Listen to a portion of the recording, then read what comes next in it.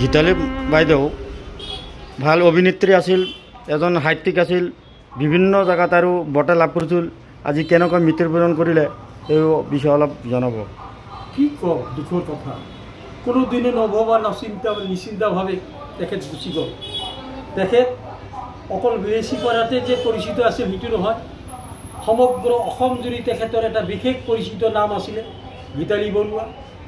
এই গীতালি বৰুৱা যেতিয়া তেওঁ সন্দিকৈ মহাবিদ্যালয়ত পঢ়ি আছিলে, সেই সন্দিকৈ মহাবিদ্যালয়ত পঢ়ি থকা অৱস্থাত তেতিয়া টিভিৰ যুগ নাছিলে, একমাত্ৰ চৰকাৰী টিভি DD1।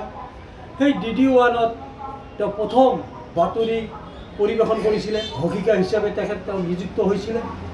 পিছলৈ তেখেত অসমীয়া বোলছবি জগতত পদাৰ্পণ কৰিছিলে।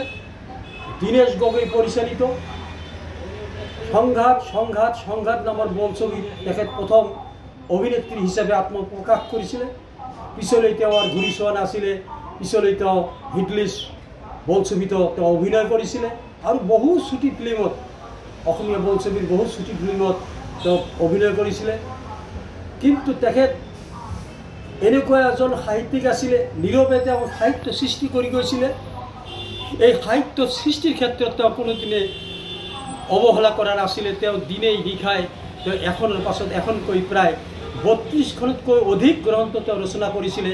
এই ৰচনা কৰি যাওঁতে 2013 বৰ্ষত তেওঁ বৰপেটাত অনুষ্ঠিত অসম সাহিত্য সভাৰ যি অধিৱেশন হৈছিলে, সেই অধিৱেশনত কলাগুৰু বিষ্ণুৰাভা বঁটাৰে তেওঁ সন্মানিত হৈছিলে বা বঁটা প্ৰাপ্ত হৈছিলে আৰু সাহিত্যিক হিচাপে স্বীকৃতি লাভ কৰিছিলে।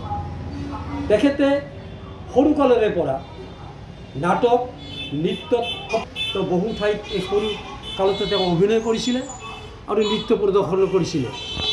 শেষলৈ তেওঁ ধুবুৰী জিলা সাহিত্য সভাত কোনোদিনে মহিলা সভানেত্ৰী নাছিলে। আমি যোৱাবেলি 2022, 23, 24 বছৰ বাবে তেখেতক আমি প্ৰথমগৰাকী মহিলা সভানেত্ৰী হিচাপে ধুবুৰী জিলাৰ সভাপতিৰ পদ অলংকৃত কৰিছিলে।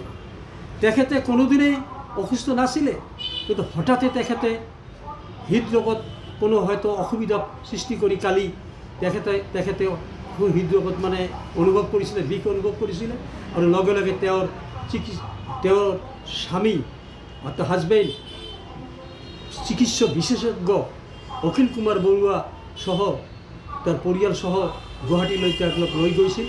গুৱাহাটীৰ হেল্থ কেয়াৰ নাৰ্ছিং হোমত তেওঁক এডমিশ্যন কৰাইছিলে আৰু তাতে তেওঁ চিকিৎসা চলি আছিলে। কিন্তু কোনেও নভবা নিশ্চিন্তাকৈ আজি ৰাতিপুৱা 10:30 বজাত তেওঁ এই হস্পিটেলখনত মৃত্যুবৰণ কৰে।